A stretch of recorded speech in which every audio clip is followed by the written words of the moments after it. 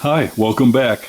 I'm Stan, and this is a small switching HO layout based on the Erie Lackawanna Railroad.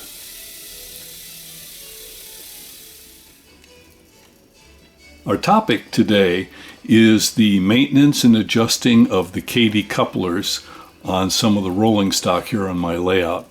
And what the system does, as you can see, it allows, without any touching of the rolling stock, you can uncouple and push a piece of stock, basically spotting it out, and you never have to touch it with any sort of an uncoupling tool or your fingers or anything else like that.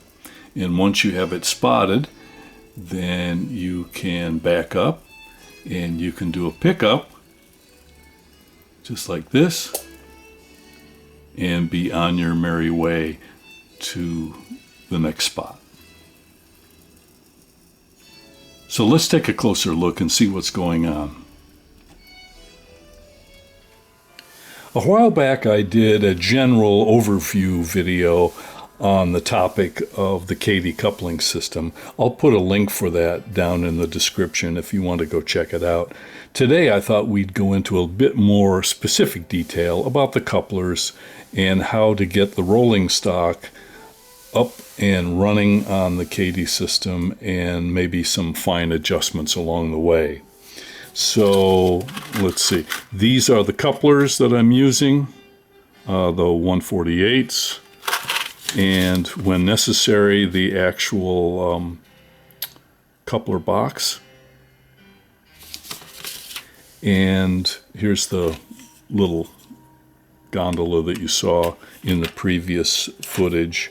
Now, this is a little system that helps me get the adjustment right here on the workbench without having to fiddle around on the layout. Normally, you would have a little gizmo like this that sets on the track and allows you to adjust the height of the coupler and its operation.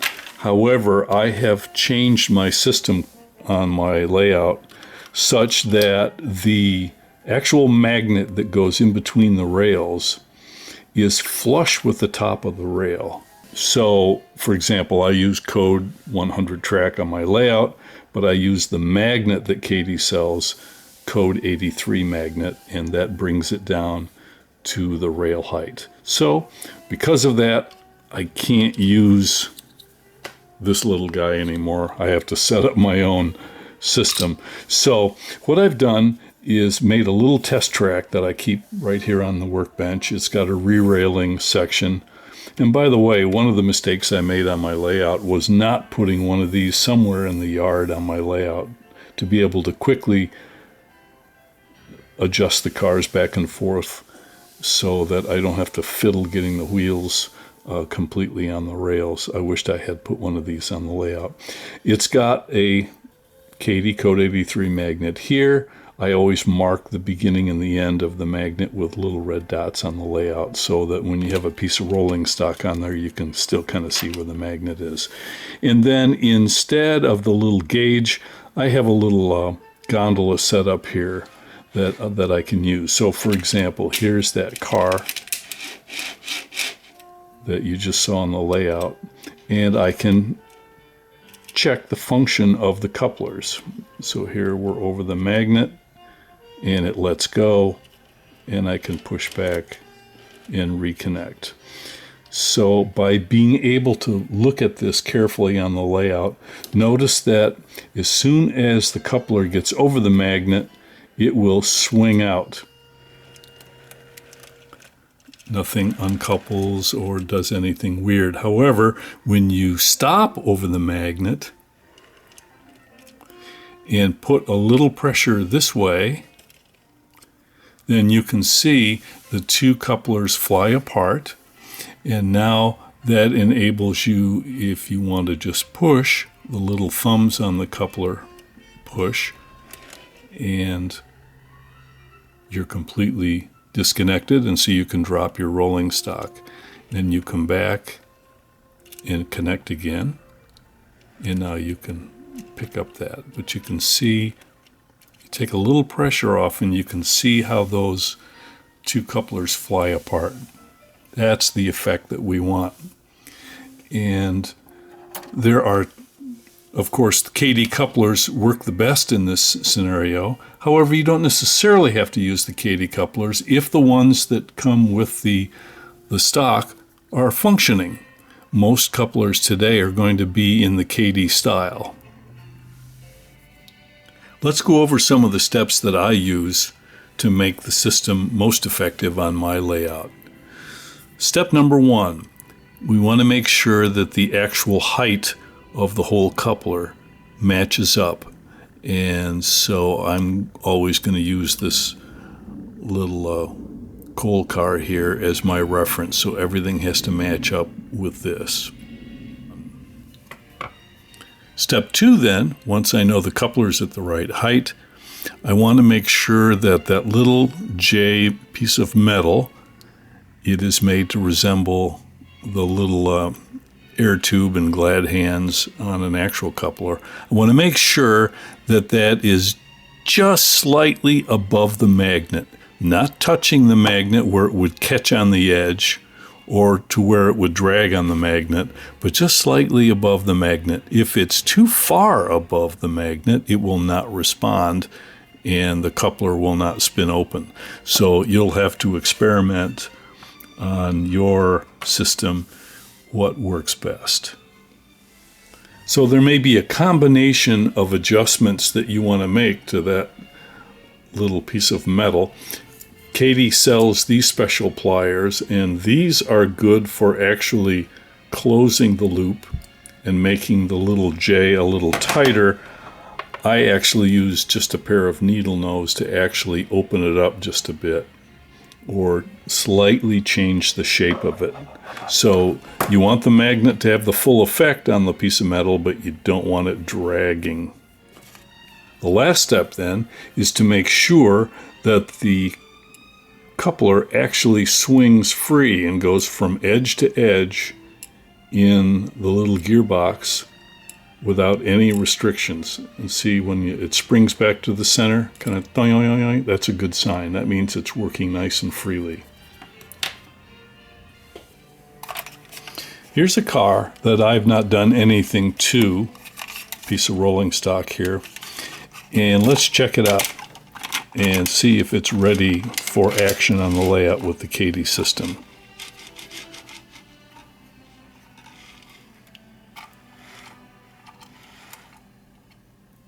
Coupler's open, it pushes and reconnects. Opens, pushes, reconnects. It's not dragging or catching, so the little J wire is positioned just great. And again, this is the stock knuckle that came with this box car. I have not switched it out. So let's turn it around and check the other side. I can see already it's getting hung up, it's not moving. Okay. So on this side, it's completely stiff. Look at that. It goes way over here and does not spring back in the middle. So don't know yet whether this coupler can be saved, but let's try one thing. This little screw here tightens the cover on the gearbox. So I'm going to loosen this, not so loose that this cover flops around, but just to take some of the tension off it.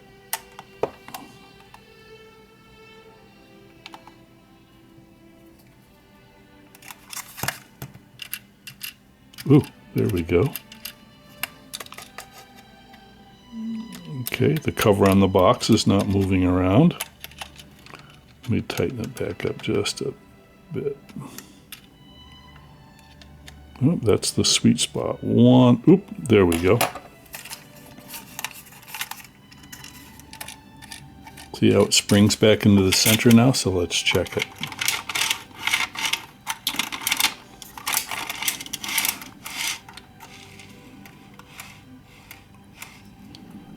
Okay, the little metal is not catching on the magnet. Opens, pushes, recouples, opens, pushes, recouples. Okay, so look at that. There's a boxcar where the stock couplers are working just fine. Here's a low-sided gondola, and what we'll do on this one, let's take off the stock couplers and put on the Kadee couplers. I can often do this with the trucks still on, but just so that we can see things clearly, let me remove the two trucks.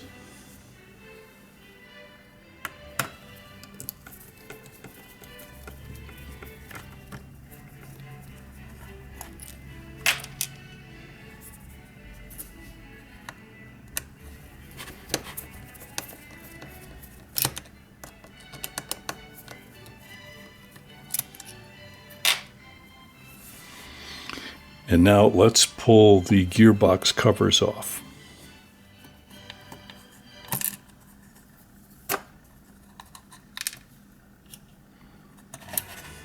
We want to hang on to these screws and not lose them. They're very tiny.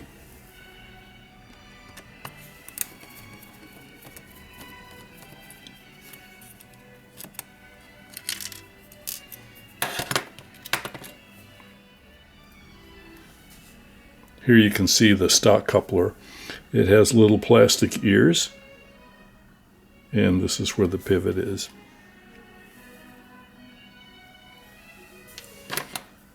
We already have coupler boxes and covers, so all we need now are the actual knuckle assembly itself. Now this may be very difficult to see, but in these Kadee couplers, it's all metal, it's not plastic, and it has tiny, tiny metal whiskers to make the spring effect. While I have this cover off, I'm going to take my X-Acto knife and I am going to just smooth out the inside of the box so there's no burrs or anything to catch. Let me just lightly scrape it.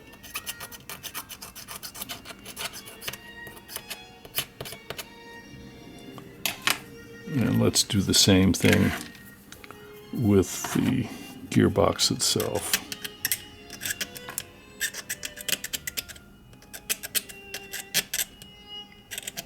Especially up near the opening.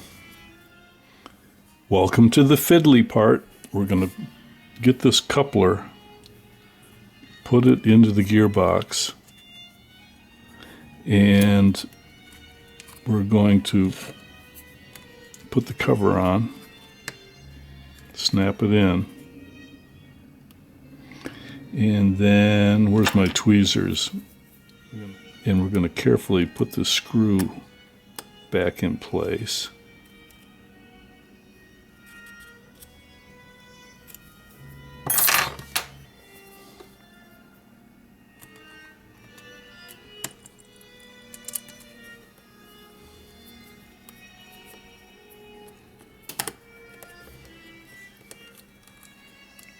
And we'll tighten it back up, but now this is too tight because the coupler is not moving, so we're going to back off a little pressure.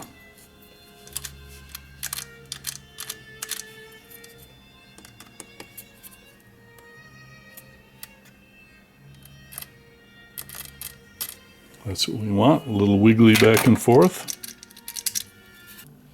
Okay, let's check. The coupler's not hitting. Oh, that works great. The Kadee couplers are very lively. Well, this guy's all ready to go. That didn't take too long. I do have one more challenge, though. So here's a boxcar that does not have the standard screw-on gearbox. This was built with a glue-on gearbox. And the couplers are not working and they need to be replaced. So we're going to have to cut these boxes off and replace it completely with the new Kadee system. But you know what? There's a couple of slices of cold pizza in the refrigerator that are calling my name right now. So I'm going to take a quick break And as soon as I get rid of that pizza, then I'll be right back and we'll finish with this guy. Got the bogies off, so let me see if I can cut these two gearboxes loose.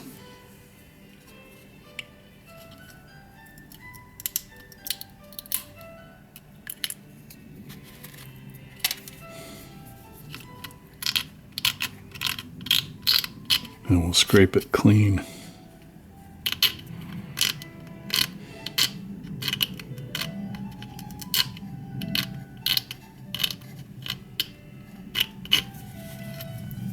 Let's do the other side.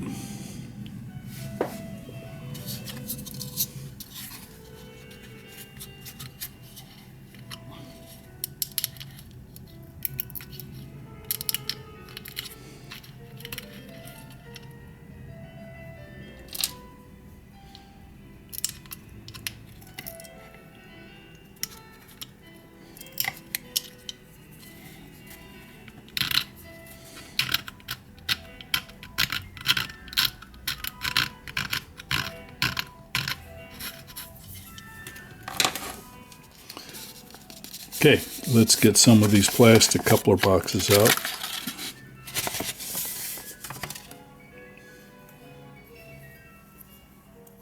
We'll need 2 lids and 2 boxes.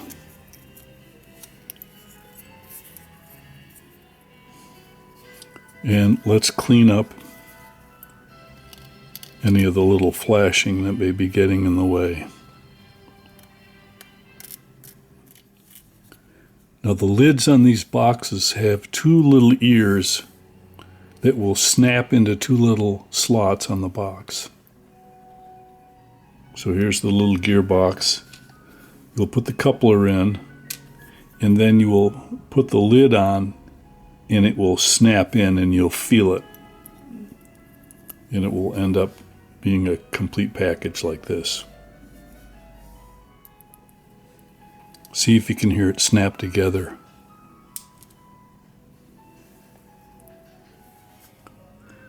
I'm going to use some medium viscosity CA, and I'm going to use a little toothpick to apply it so I don't get too much on there.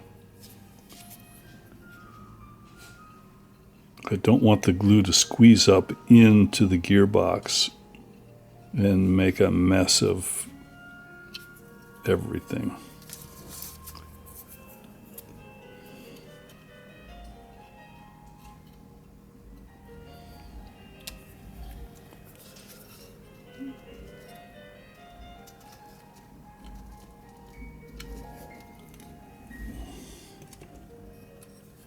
Let's hit it with a little kicker.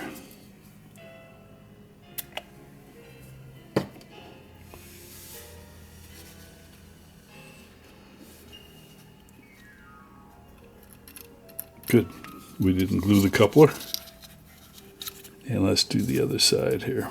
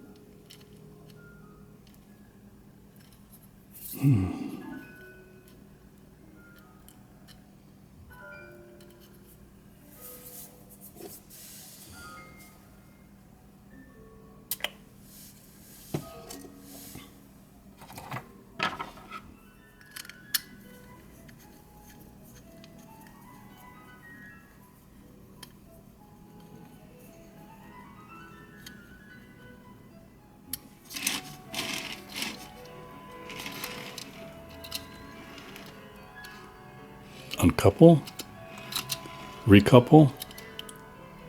Let's flip it around. Try it again. Uncouple, recouple. Fantastic. Well, that about wraps things up. I got a whole string of cars tuned up this morning, and I hope that was interesting and helpful for you. So I'll say thanks so much for watching, and I'll see you next time.